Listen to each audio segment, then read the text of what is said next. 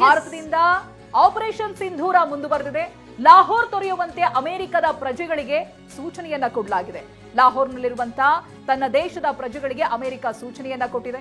ಭಾರತದಿಂದ ಆಪರೇಷನ್ ಸಿಂಧೂರ 2.0 ನಡೀತಾ ಇದ್ದ ಹಾಗೆ ಲಾಹೋರ್ ಅನ್ನ ತೊರೆಯುವಂತೆ ಅಮೆರಿಕದ ಪ್ರಜೆಗಳಿಗೆ ಸೂಚನೆ ಸಿಕ್ಕಿದೆ. ಲಾಹೋರ್ನಲ್ಲಿ ಅಮೆರಿಕದ ಪ್ರಜೆಗಳಿದ್ರು, ಅವರುಗಳಿಗೆ ಅಮೆರಿಕ ಸೂಚನೆಯನ್ನ ರವಾನಿಸಿದೆ ಅಲ್ಲಿಂದ ಇವಾಕ್ಯುವೇಟ್ ಆಗುವಂತೆ. ಯಾವಾಗ ಭಾರತ ತನ್ನ ದಾಳಿಯನ್ನ ಹೆಚ್ಚಿಸ್ತಾ ಹೋಯಿತು, ಅಲ್ಲಿಗೆ ಪಾಕ್ಗೂ ಕೂಡ ಭಯ ಹುಟ್ಟಿದೆ. ಸೇನಾ ನೆಲೆಗಳು ಧ್ವಂಸವಾಗ್ತಿದ್ದಂತೆ ಮೀಟಿಂಗ್ನ ಮೇಲೆ ಮೀಟಿಂಗ್ಗಳು, ತುರ್ತು ಸಭೆಗಳು ಪಾಕಿಸ್ತಾನದಲ್ಲಿ ನಡೀತಾ ಇದೆ. ಮತ್ತೊಂದು ಕಡೆಯಲ್ಲಿ ಬೇರೆ ದೇಶದ ಪ್ರಜೆಗಳು ಕೂಡ ಪಾಕಿಸ್ತಾನದಲ್ಲಿದ್ದಾರೆ. ಲಾಹೋರ್ನಂತಹ ಪ್ರದೇಶದಲ್ಲಿರುವಂತಹ ಅಮೆರಿಕದ ಪ್ರಜೆಗಳನ್ನ ವಾಪಸ್ ಬರುವಂತೆ ಅಮೆರಿಕ ಇದೀಗ ಸೂಚನೆಯನ್ನ ಕೊಟ್ಟಿದೆ. ಅಲ್ಲಿಂದ ಲಾಹೋರ್ನಿಂದ ಬೇರೆ ಪ್ರದೇಶಗಳಿಗೆ ಹೋಗುವಂತೆ ಅಮೆರಿಕ ಸೂಚಿಸಿದೆ.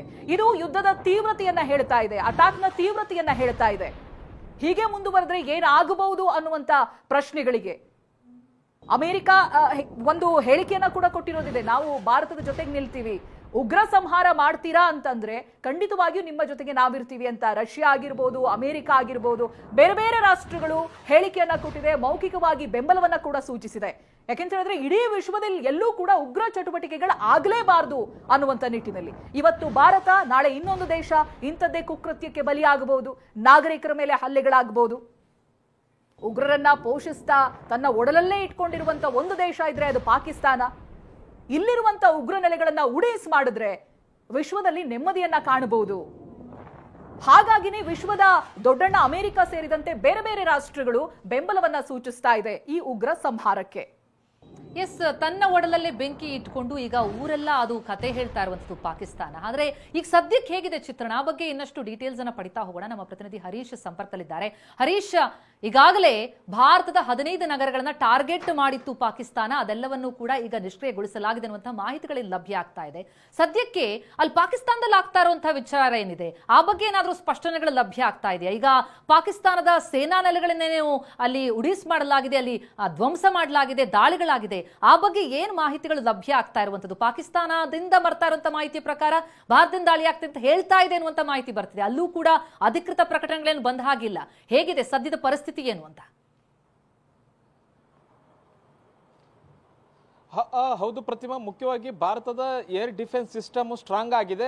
ಪಾಕಿಸ್ತಾನದಿಂದ ಹಾರಿದಂತಹ 15 ಮಿಸೈಲ್ಗಳನ್ನು ತಡೆಯುವಲ್ಲಿ ಭಾರತದ ಡಿಫೆನ್ಸ್ ಸಿಸ್ಟಮ್ ಚೆನ್ನಾಗಿರುವಂತಹದ್ದು, ಸುವ್ಯವಸ್ಥಿತವಾಗಿರುವಂತಹ. ಆದರೆ ಪಾಕಿಸ್ತಾನಕ್ಕೆ ಈಗ ತಲೆನೋವು ಏನು ಅಂತಂದ್ರೆ, ಭಾರತ ಮಿಸೈಲ್ಗಳನ್ನ ಹಾರಿಸಿದ್ರು ಕೂಡ ಅವು ಯಾವನ್ನೂ ಕೂಡ ಪಾಕಿಸ್ತಾನದ ಏರ್ ಸಿಸ್ಟಮ್ ಡಿಫೆನ್ಸ್ ಏನಿದೆ ಅದು ತಡೆಯುವಲ್ಲಿ ವಿಫಲ ಆಗೋಗಿರುವಂತದ್ದು. ಹಾಗಾಗಿ ಪಾಕಿಸ್ತಾನ ಸೇನೆಗೆ ಈಗ ಚಿಂತೆ ಆಗಿರ್ತಕ್ಕಂಥದ್ದು. ಮತ್ತೆ ಪದೇ ಪದೇ ಡ್ರೋನ್ ಅಟ್ಯಾಕ್ ಆಗ್ತಿದೆ, ಅವುಗಳನ್ನು ಕೂಡ ತಡೆಯಲಿಕ್ಕೆ ಆಗ್ತಾ ಇಲ್ಲ. ಮತ್ತೆ ಭಾರತ ಹೇಳಿದೆ, ಭಾರತದ ನಾಗರಿಕರ ಮೇಲೆ ಪಾಕಿಸ್ತಾನ ಏನು ದಾಳಿಯನ್ನ ಮಾಡ್ತಾ ಇದೆ, ಮಿಸೈಲ್ ದಾಳಿಯನ್ನ ಮಾಡ್ತು, ಮತ್ತೆ ಸೇನೆಯನ್ನ ಗುರಿಯಾಗಿಸಿಕೊಂಡು ಪಾಕಿಸ್ತಾನ ಮಿಸೈಲ್ ದಾಳಿಯನ್ನ ಮಾಡಿದೆ. ಹೀಗಾಗಿ ನಾವು ಕೂಡ ಪ್ರತಿಯಾಗಿ ದಾಳಿಯನ್ನ ಮಾಡಿದ್ದೇವೆ. ಲಾಹೋರ್ನಲ್ಲಿ ಇರ್ತಕ್ಕಂತಹ ಪಾಕಿಸ್ತಾನದ ಸೇನಾ ನೆಲೆಯ ಮೇಲೆ ನಾವು ದಾಳಿಯನ್ನು ಮಾಡಿದ್ದೇವೆ. ಅಲ್ಲಿದ್ದಂತಹ ಏರ್ ಡಿಫೆನ್ಸ್ ಸಿಸ್ಟಮ್ ಏನಿತ್ತು ಅದನ್ನ ನಾವು ಹೊಡೆದಾಕಿದ್ದೇವೆ, ಅದನ್ನ ನಿಷ್ಕ್ರಿಯಗೊಳಿಸಿದ್ದೇವೆ ಅನ್ನುವಂಥದ್ದನ್ನ ಭಾರತ ಈಗ ಹೇಳ್ತಾ ಇರುವಂತದ್ದು.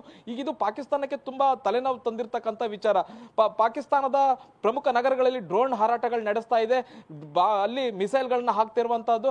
ಆದ್ರೆ ಪಾಕಿಸ್ತಾನಕ್ಕೆ ಇವು ಯಾವನ್ನು ಕೂಡ ತಡೆಯಲಿಕ್ಕೆ ಆಗ್ತಿಲ್ಲ. ಅಲ್ಲಿನ ಒಂದು ಸಿಸ್ಟಮ್ ಏನಿದೆ, ಡ್ರೋನ್ ತಡೆಯುವಂತ ಸಿಸ್ಟಮ್ ಸಂಪೂರ್ಣ ವಿಫಲ ಆಗಿರುವಂತಹದ್ದು. ಹೀಗಾಗಿ ಪಾಕಿಸ್ತಾನದ ಪ್ರಧಾನಿ ಶಹಬಾಜ್ ಶರೀಫ್ ಅವರು ಒಂದು ಪ್ರಮುಖ ಸಭೆಯನ್ನ ಕರೆದಿದ್ರು. ಅಂದ್ರೆ ಸೇನೆಯ ಪ್ರಮುಖರ ಸಭೆಯನ್ನ ಕರೆದು ಅಲ್ಲಿ ಚರ್ಚೆಯನ್ನ ಮಾಡಿದ್ದಾರೆ. ಈಗ ನವಾಜ್ ಶರೀಫ್ ಅವರು, ಪಾಕಿಸ್ತಾನದ ಮಾಜಿ ಪ್ರಧಾನಿ ನವಾಜ್ ಶರೀಫ್ ಅವರು ಕೂಡ ಈಗ ಸಭೆಗೆ ಬಂದಿರತಕ್ಕಂಥದ್ದು. ಅವರು ಕೂಡ ಈ ಒಂದು ಸಭೆಯಲ್ಲಿ ಭಾಗಿಯಾಗಿ ಚರ್ಚೆ ನಡೆಸ್ತಾ ಇದ್ದಾರೆ. ಅಂದ್ರೆ ಪರಿಸ್ಥಿತಿ ವಿಕೋಪಕ್ಕೆ ಹೋಗಿರುವಂತಹದ್ದು, ಯುದ್ಧದ ಪರಿಸ್ಥಿತಿ ನಿರ್ಮಾಣ ಆಗಿದೆ.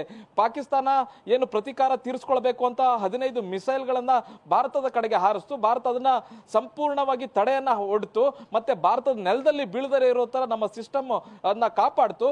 ಇದು ಈಗ ಪಾಕಿಸ್ತಾನಕ್ಕೆ ತಲೆನೋವಾಗಿದೆ. ಮತ್ತೆ ಅವರ ಡಿಫೆನ್ಸ್ ಸಿಸ್ಟಮ್ ಸಂಪೂರ್ಣವಾಗಿ ವಿಫಲ ಆಗಿರೋದು, ನಿಷ್ಕ್ರಿಯ ಆಗಿರೋದು ಕೂಡ ಈಗ ಅವರಿಗೆ ದೊಡ್ಡ ತಲೆನೋವಾಗಿರುವಂತಹದ್ದು. ಹೀಗಾಗಿ ಅಲ್ಲಿ ನಿರಂತರವಾಗಿ ಸಭೆಯನ್ನ ಮಾಡ್ತಾ ಇದ್ದಾರೆ, ಶಹಬಾಜ್ ಶರೀಫ್ ಸಭೆಯನ್ನ ಮಾಡ್ತಾ ಇದ್ದಾರೆ, ಮತ್ತೆ ನವಾಜ್ ಶರೀಫ್ ಕೂಡ ಈ ಒಂದು ಸಭೆಯಲ್ಲಿ ಭಾಗಿಯಾಗಿದ್ದಾರೆ ಅನ್ನುವಂತ ಮಾಹಿತಿ ಸಿಗ್ತಾ ಇದೆ. ಈಗ ಪರಿಸ್ಥಿತಿ ಕೈ ಮೀರುವಂತಹ ಹಂತಕ್ಕೆ ತಲುಪ್ತದೆ. ಒಂದ್ ಕಡೆ ಪಾಕ್ ಆಕ್ರಮಿತ ಕಾಶ್ಮೀರದಾದ್ಯಂತ ಒಂದು ಅಪ್ರಚೋದಿತ ದಾಳಿಯನ್ನ ಪಾಕಿಸ್ತಾನ ಮಾಡ್ತಿದೆ. ಕಳೆದ 14 ದಿವಸಗಳಿಂದಲೂ ಕೂಡ ಈ ರೀತಿಯಾದ ದಾಳಿಯನ್ನ ಮಾಡ್ತಿದೆ.